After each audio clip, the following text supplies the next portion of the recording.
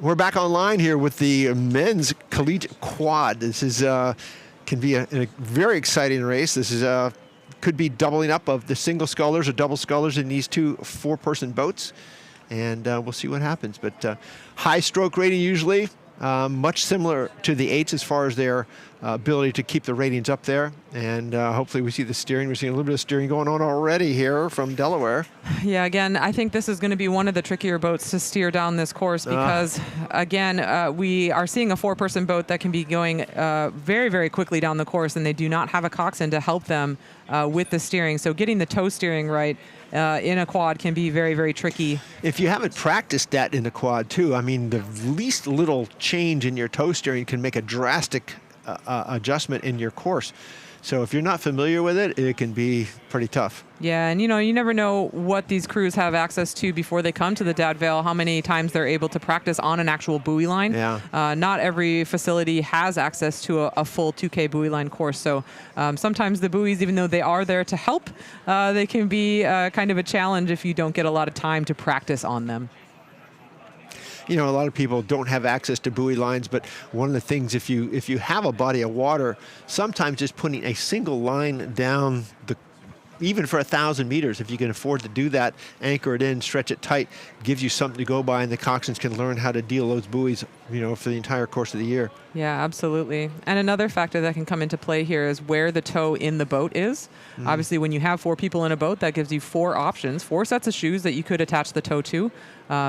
Certainly in my time, I have gone through many lineups where we've tried every single set of shoes in a boat in order to get the steering right, even at the elite level.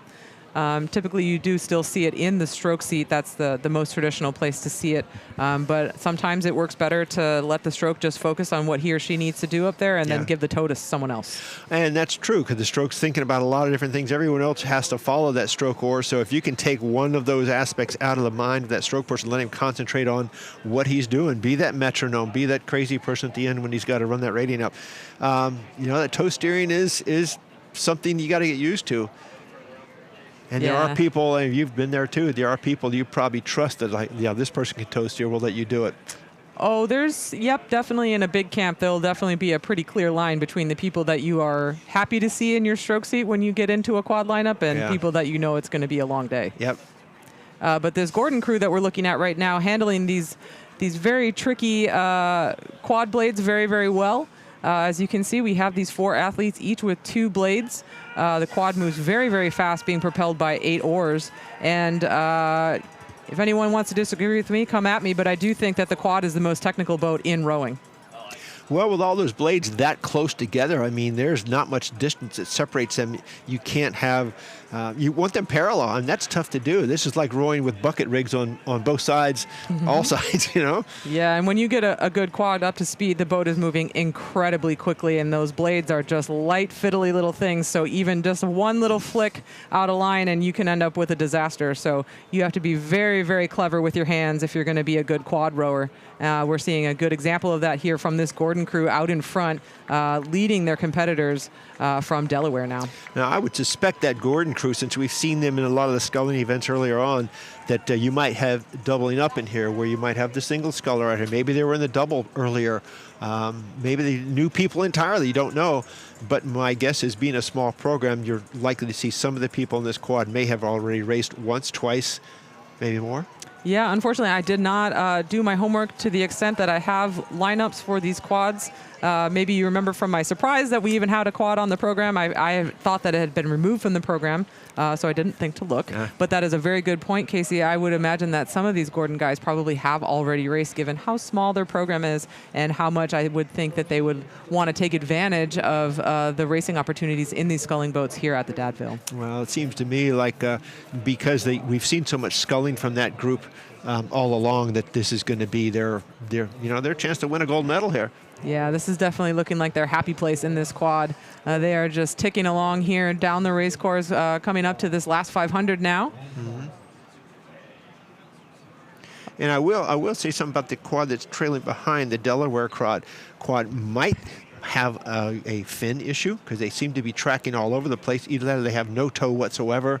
I mean, there could be all kinds of things because these cables, sometimes they'll come loose and the rudder can be out of whack. You just don't know. It really depends on your equipment and whether you've checked every little detail of that.